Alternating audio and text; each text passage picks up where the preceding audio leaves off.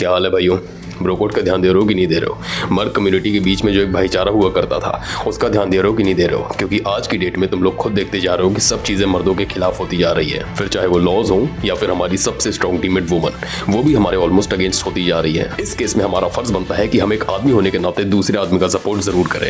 रास्ते में तुम कहीं भी जा रहे हो, बूढ़ा बच्चा बड़ा भाई साथ का कोई भी तुम्हें मिले, जैसी भी तुम्हें हेल्प करने का मौका मिले जरूर करो। जहां एक आदमी के लिए कोई खड़ा नहीं होता वहां तुम मेरे भाई एक ऐसे आदमी होने चाहिए जो उसकी हेल्प करने के लिए खड़ा होगा। फिर चाहे वो छोटी से छोटी हेल्प क्यों ना हो, स्कूल में, कॉलेज में, मेट्रोज में, कहीं पर भी जैसी भी तुम्हें हेल्प करने का मौका मिले जरूर करो। और डेली बेसिस पे तुम किसकी क्या हेल्प कर रहे हो नीचे कमेंट करके जरूर बता देना। तो भाई जैसे जैसे हम लोग ब्रोकोड के मिशन को आगे लेकर जा रहे हैं ना कि एक आदमी होने के नाते हम दूसरे आदमी का सपोर्ट करें, वैसे वैसे ये चीज बहुत ज्यादा इंपॉर्टेंट होती जा रही है। क्योंकि ऐसी ऐसी न्यूज निकल कर आ रही हैं जिसमें एक आदमी के साथ जब कोई क्राइम हो रहा है और जब कोई एक महिला एक आदमी के साथ कोई क्राइम कर रही है तो उस केस में ना उसको उतना आउटरीच मिलता है, ना उसको देश की न्यूज मीडिया इतना ज्यादा कवर करती है, और एंड में क्या होता है, उसका केस वहीं का वहीं धरा का धरा रह जाता है। जरा सा इमेजिन करके देखो कि आज की डेट में अगर हमारे मर्दों के बीच में वो भाईचारा होता कि हम एक आदमी के साथ खड़े हो पाते तो हमारे साथ ऐसी सिचुएशन देश में बनती ही नहीं। अभी रिसेंटली ही एक न्यूज निकल कर आई है जिसमें एक 23 साल की ट्यूशन टीचर ने 13 साल के अपने ही स्टूडेंट का किडनैप किया। उसको किडनैप करने के बाद उसके साथ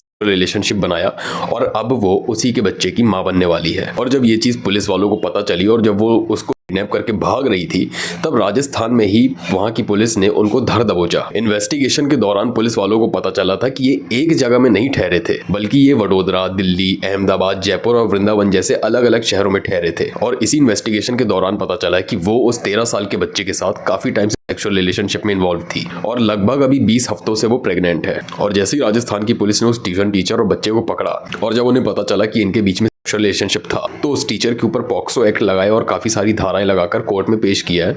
और अब इस चीज का इंतजार है कि इसके ऊपर क्या कार्रवाई होगी। और अगर हम अभी तक का ट्रैक रिकॉर्ड देखें, जिस तरीके से देश के कानून है कि एक मर्द की तरफ से आर केसेस को फाइल नहीं किया जा सकता, सेक्सुअल असॉल्ट्स के केसेस को फाइल नहीं किया जा सकता, अगर इन कानूनों के बेस पे अगर हम ट्रैक रिकॉर्ड देखें तो मुझे नहीं लगता कि कुछ खास जस्टिस मिलेगा। क्योंकि सबसे बड़ा अगर हम एग्जांपल देखें तो कोलकाता वाला आर केस उठाकर देख लो जिसमें क्लियरली पता था कि कौन कल्प्रेट है, उसके बाद भी उनको बेल मिल गई।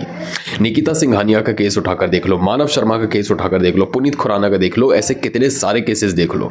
अगर इन सब ट्रैक रिकॉर्ड्स को हम मुद्दे नजर रखें और सामने अगर उठाकर देखें कि पिछले कितने सालों में कैसे कैसे केसेस हुए और कितने लोगों को जस्टिस मिला है, उस ट्रैक रिकॉर्ड को अगर हम जज करने के हिसाब से अगर हम निकालें कि क्या जजमेंट मिलेगा, क्या जस्टिस मिलेगा या नहीं मिलेगा, तो उसमें क्या आंसर निकल कर आएगा मुझे बताने की जरूरत नहीं है। हाँ, ये बात हो सकती है कि उसको कोई ना कोई सजा मिले, लेकिन जिस तरीके से हमारे देश में अभी फिलहाल जितने भी लॉज है वो वुमन सेंट्रिक है, तो ये भी पॉसिबिलिटी है कि हो सकता है उसको कम सजा मिले। क्योंकि जाहिर सी बात है यहाँ पर अभी कल्प्रेट वुमन है तो उसको इतनी ज्यादा आउटरीच नहीं मिल रही, मीडिया उसको इतने फायर की तरह से पब्लिक नहीं कर रही, ना ही उसको बड़े बड़े फेमिनिस्ट के पेजेस ने कवर किया है। क्योंकि एज यूजुअल कल्प्रेट इस बार वुमन है तो जाहिर सी बात है उसको डिजर्विंग आउटरीच नहीं मिल रही है। लेकिन अगर सिमिलर केस में कोई एक मर्द होता तो उस केस को मैन वर्सेस वुमन करके पूरे देश में अभी तक फैला दिया गया होता और उसके बेसिस पे सभी मर्दों के ऊपर एक टैगलाइन चिपका दी गई होती, not all man but always a man. Similarly एक केस अभी और हुआ था जिसमें एक 19 साल की लड़की ने फाइल की थी कि उसके साथ 23 अलग अलग लोगों ने आर किया है और अभी पता चला है कि वो केस झूठा था।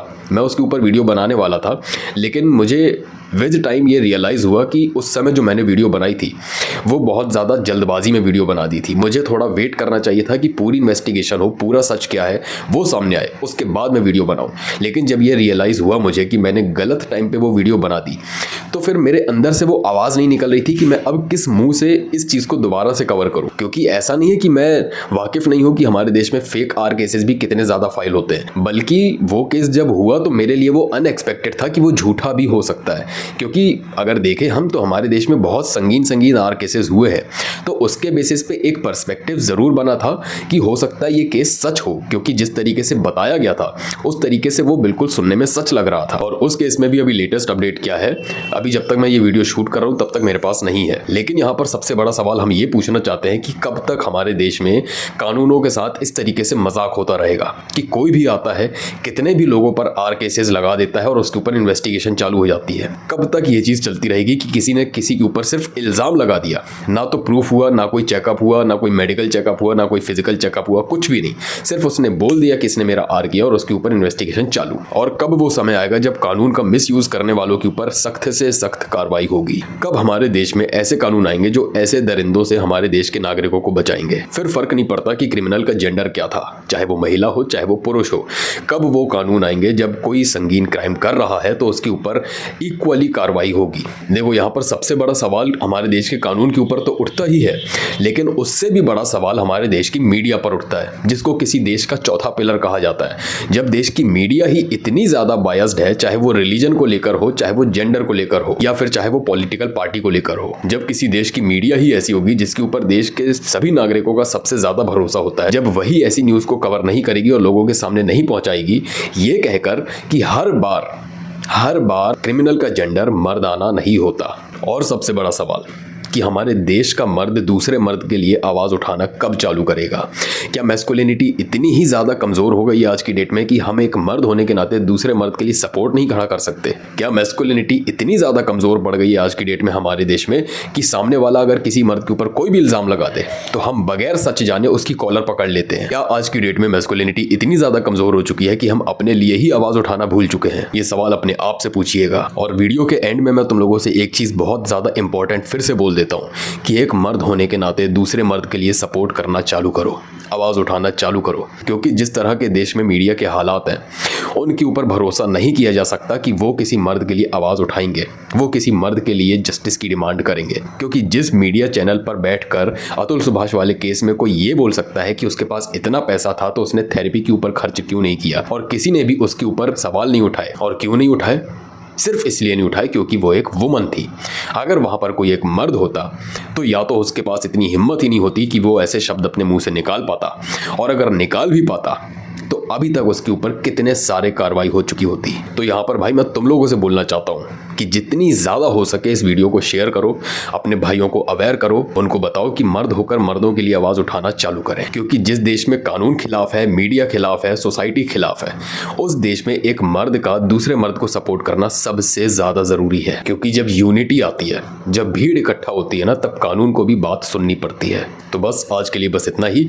वीडियो पसंद आई हो या ना पसंद आई हो कोई दिक्कत नहीं है, बस तुम शेयर कर देना, क्योंकि मैसेज पहुंचना बहुत ज़रूरी है। मीडिया वाले अपना काम करें ना करें, हम और आप अपना काम पूरी शिद्दत से करेंगे। बाकी चैनल पर नए आए थे तो चैनल को सब्सक्राइब कर लेना। मेरी रायपुर की जर्नी पूरी जानना चाहते हो तो प्लीज़ 50,000 सब्सक्राइबर्स तक जल्दी से जल्दी पहुंचा दो, क्योंकि इतनी ज़्यादा मोटिवेटिंग और इतनी ज़्यादा इंस्पायरिंग स्टोरी है कि आप बिलीव नहीं करोगे कि मैंने क्या क्या चीज़ें फेस की है। इसीलिए अगर यहाँ तक पहुँच गए हो तो प्लीज़ सब्सक्राइब किए बगैर मत जाना। इसके साथ ही अगर तुम मुझसे 1-on-1 कोचिंग कॉल में बात करना चाहते हो तो लिंक नीचे डिस्क्रिप्शन में है, चेक कर लेना। और अगर तुमने मुझे अभी तक इंस्टाग्राम पर फॉलो नहीं किया है तो क्या कर रहे हो, जाओ फॉलो करो। ऐसा ही बढ़िया बढ़िया कंटेंट मैं वहाँ पर भी डालता रहता हूँ। मैं मिलूंगा आपको नेक्स्ट वीडियो में। टिल देन मचाते रहो।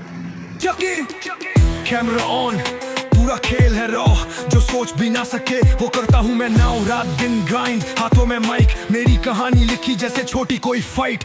हेडर्स को जवाब नहीं, बस मेरा काम बोले, मैं जंगल का शेर, तू छुपा के रखे डोले। ये रोड मेरी है, ये गेम भी मेरा, तू नाम याद रख, मैं आया हूँ जीतने। माँ बोली बेटा